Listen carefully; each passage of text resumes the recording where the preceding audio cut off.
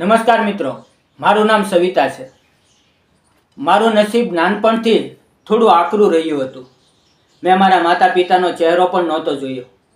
મારા કાકાએ મને પોતાના ઘરે દીકરીની જેમ મોટી કરી.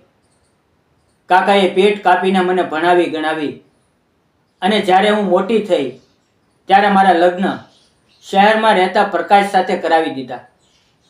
પ્રકાશ પણ આ દુનિયામાં એકલો જ હતો. તેનું કોઈ સગું વહાલું નહોતું. તે એક સોસાયટીમાં ચોકીદાર એટલે કે વોચમેન તરીકે નોકરી કરતો હતો અને અમે બંને ત્યાં જ એક નાનકડા ભાડાના મકાનમાં રહેતા હતા.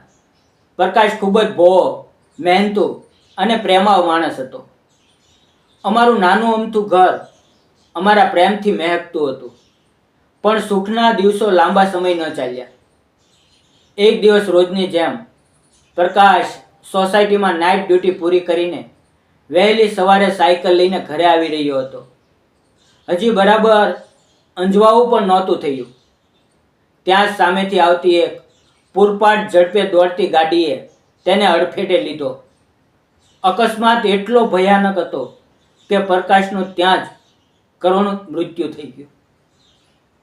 જ્યારે આ સમાચાર મારા સુધી પહોંચ્યા ત્યારે જાણે મારા પગ નીચેથી જમીન સરકી ગઈ. જે કાકાએ મને મોટી કરી હતી તેઓ પણ હવે વૃદ્ધ હતા. હું સાવ એકલી અટુલી આ અજાણ્યા શહેરમાં ફેંકાઈ ગઈ હતી. ભાડાનું મકાન, ખાવા પીવાનો ખર્ચ અને માથે પહાડ જેવડું દુઃખ. રડવાનો પણ સમય નહોતો કારણ કે પેટનો ખાડો પૂરવો જરૂરી હતો.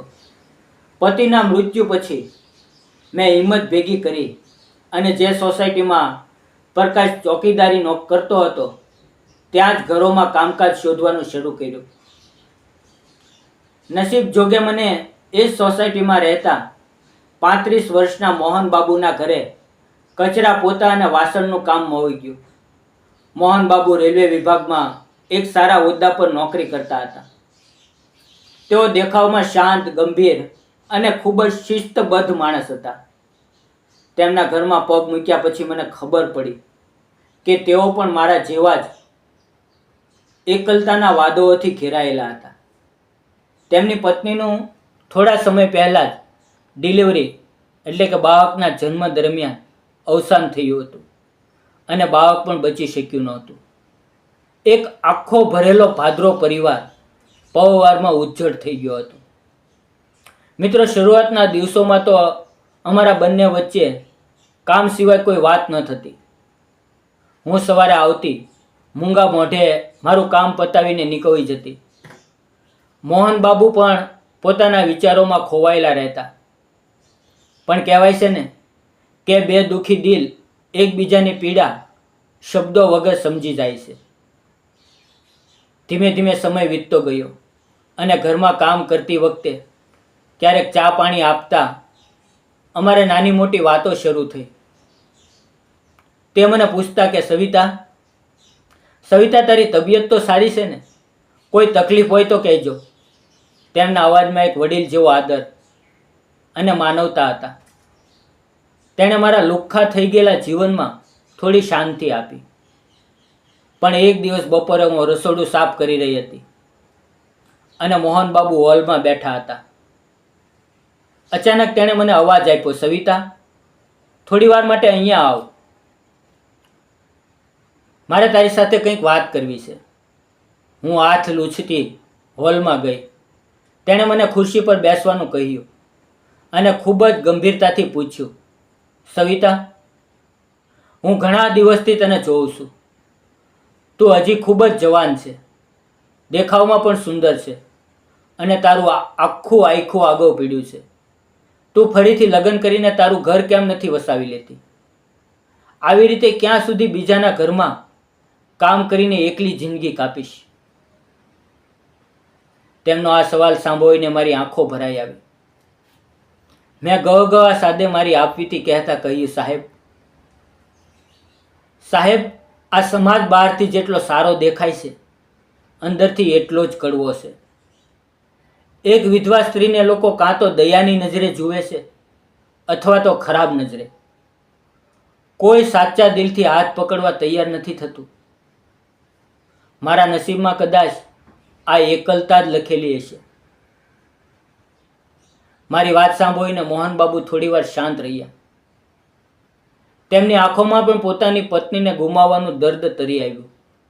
તેણે ધીમેથી ઊભા થયા, મારી બાજુમાં આવીને બેઠા અને ખૂબ જ પવિત્રતાથી મારો હાથ પોતાના હાથમાં લીધો. તેના સ્પર્શમાં કોઈ ખોટી ભાવના નહોતી, માત્ર સાચો સહારો આપવાની મક્કમતા હતી. તેણે મારી આંખોમાં આંખો પરોવીને કહ્યું, સવિતા, સવિતા, જો તારી મંજૂરી હોય તો શું તું મારી પત્ની બનીને આ ઘરમાં આવીશ? મેં મારું સર્વોચ્ચ ગુમાવ્યું છે અને ત્યાં તારું. આપણે બંને એકલા છીએ. જો આપણે બંને એકબીજાનો હાથ પકડી લઈએ તો આપણી આ અધૂરી જિંદગી પૂરી થઈ શકે. હું તને વચન આપું છું કે તને દુનિયાનું દરેક સુખ અને સન્માન આપીશ. મિત્રો, મોહનબાબુ જેવા ભણેલા ગણેલા અને પ્રતિષ્ઠિત સાહેબ મારી જેવી ગરીબ અને વિધવા સ્ત્રીને આવો પસ્તાવો આવશે એ મેં સપનામાં પણ નહોતું વિચાર્યું. તેમની સચ્ચાઈ અને આદરે મારું દિલ જીતી લીધું. મેં મારું માથું હલાવીને રડતા રડતા હા પાડી. ત્યારબાદ સમાજ અને આજુબાજુના લોકોની પરવા કર્યા વગર મોહનબાબુએ મારી સાથે ખૂબ જ સાદગીથી કોર્ટમાં અને મંદિરમાં લગ્ન કરી લીધા. આજે અમારી જિંદગી ખૂબ જ સુખી અને આનંદમય વીતી રહી. જે ઘરમાં હું ક્યારેક કામવાળી બનીને આવી હતી, આજે એ જ ઘરની હું લક્ષ્મી છું.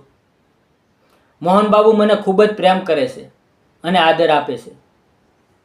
મિત્રો, આ વાર્તા સમાજને એક બહુ મોટો સંદેશ આપે છે કે પતિના મૃત્યુ પછી સ્ત્રીની જિંદગી પૂરી નથી થઈ જતી.